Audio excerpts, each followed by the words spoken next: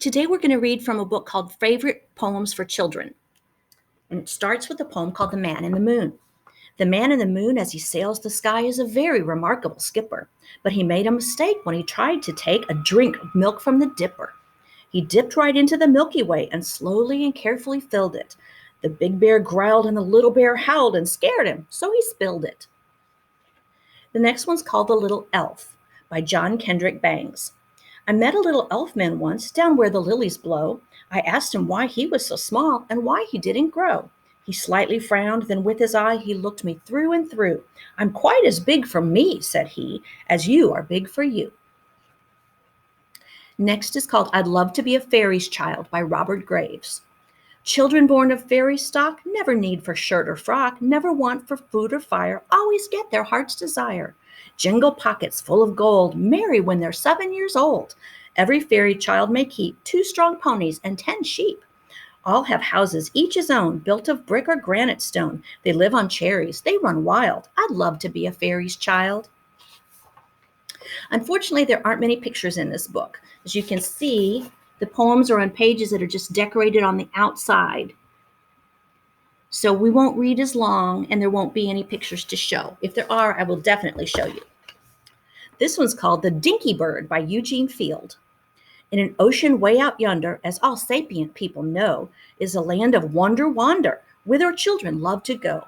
It's their playing, romping, swimming that give great joy to me when the dinky bird goes singing in the alphalumas tree, where the gumdrops grow like cherries and taffies thick as peas, caramels you pick like berries, when and where and how you please.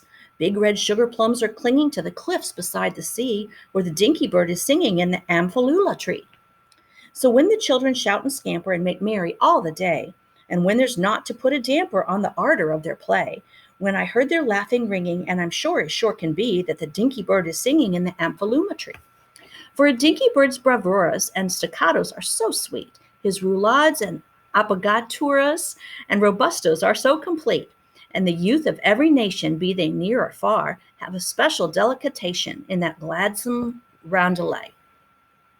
Their eyes grow brighter and brighter, their lungs begin to crow, their hearts get lighter and lighter, and their cheeks are all aglow. For an echo cometh bringing the news to all and me, and the dinky bird is singing in the amphalula tree. I'm sure you'd like to go there to see your feathered friend, and so many goodies grow there you would like to comprehend. Sleep, little dreams, you winging to that land across the sea, where the dinky bird is singing in the amphalula tree. Lot of big words in that one. I bet Mama knows most of the ones related to singing, though. You should check with her. The next one's called The Ride to Bumpville, and this one is also by Eugene Fields. Play that my knee was a calico mare, saddled and bridled for Bumpville. Leap to the back of the steed if you dare and gallop away to Bumpville. I hope you'll be sure to sit fast in your seat, for this calico mare is prodigiously fleet, and many adventures you're likely to meet as you journey along to Bumpville. This calico mare both gallops and trots while whisking you off to Bumpville. She paces, she shies, she stumbles in spots in the tortuous road to Bumpville. And sometimes we strangely mercurially steed will suddenly stop and refuse to proceed, which all will admit is vexatious indeed when one is en route to Bumpville. So scared of the cars when the engine goes toot down by the crossing at Bumpville, you better look out for that treacherous brute bearing you off to Bumpville. With a snort, she rears up on her hindermost heels and executes jigs and Virginia reels. Words fail to explain how embarrassed one feels dancing so wildly in Bumpville. It's bumpity bump and it's jiggity jog, journey on to Bumpville. It's over the hilltop and down through the bog, you ride on your way to Bumpville. It's rattly bang over boulder and stump, there are rivers to ford, there are fences to jump. And the corduroy road as it goes bumpity bump, mile after mile to Bumpville. Perhaps you'll observe it's no easy thing making the journey to Bumpville, so I think on the whole it were prudent to bring an end to this ride to Bumpville.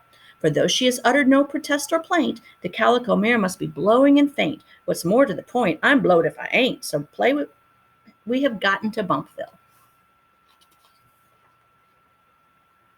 This one's called He Thought He Saw by Lewis Carroll. He thought he saw a buffalo upon the chimney piece. He looked again and found it was his sister's husband's niece. Unless you leave this house, he said, I'll send for the police. He thought he saw a rattlesnake that questioned him in Greek. He looked again and found it was the middle of next week. The one thing I regret, he said, is that it cannot speak. He thought he saw a banker's clerk descending from the bus. He looked again and found it was a hippopotamus. "It should stay on to dine," he said. "There won't be much for us." He thought he saw a kangaroo that worked a coffee mill. He looked again and found it was a vegetable pill. "Were I to swallow this," he said, "I should be very ill." Then he thought he saw a coach of four that stood beside his bed. He looked again and found it was a bear without a head. "Poor thing," he said, "poor silly thing, it's waiting to be fed."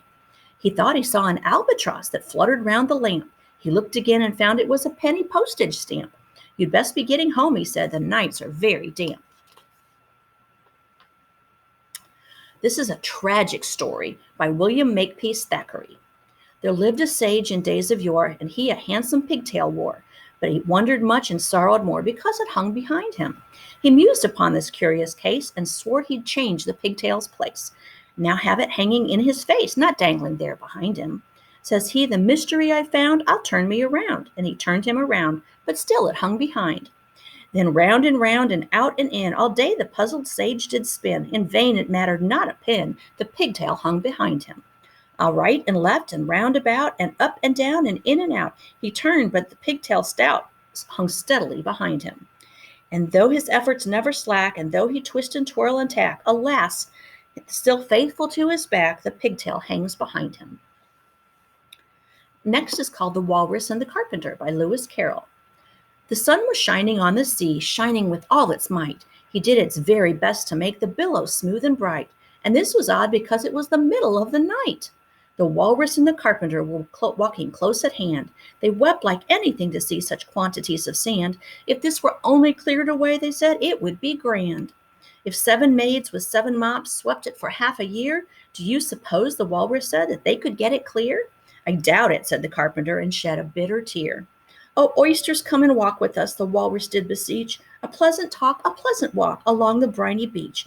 We cannot do with more than 4 to give a hand to each. The eldest oyster looked at him, but never said a word. The eldest oyster winked an eye and shook his heavy head, meaning that he did not choose to leave his oyster bed. But 4 young oysters hurried up, all eager for the treat. Their coats were brushed, their faces washed, their shoes were clean and neat. And this was odd because, they haven't any feet. 4 other oysters followed them, and yet another 4. And thick and fast they came at last, and more and more and more, all hopping through the frothy waves and scrambling to the shore. The walrus and the carpenter walked on a mile or so, and then they rested on a rock conveniently low. All the little oysters stood and waited in a row.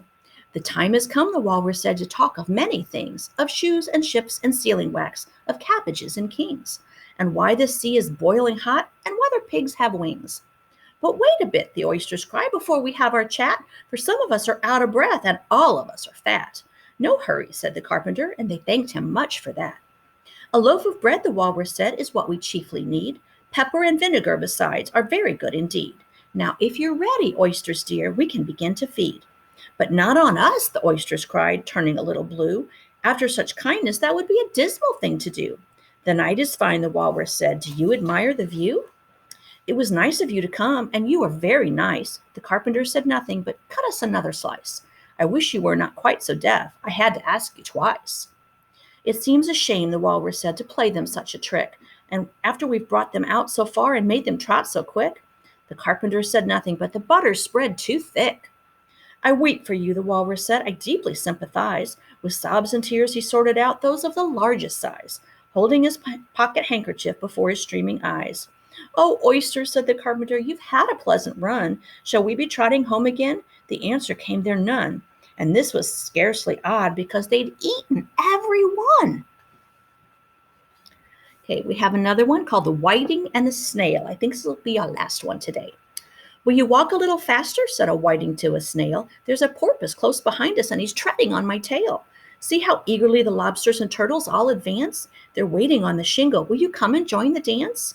Will you, won't you, will you, won't you, will you join the dance? Will you, won't you, will you, won't you join the dance? You can really have no notion how delightful it will be when they take us up and throw us with the lobsters out to sea. But the snail replied, too far, and gave a look askance. He said he thanked the whiting kindly, but he would not join the dance. Would not, could not, would not, could not, would not join the dance. Would not, could not, would not, could not join the dance. What matters is how far we go, his scaly friend replied. There is another shore, upon the other side.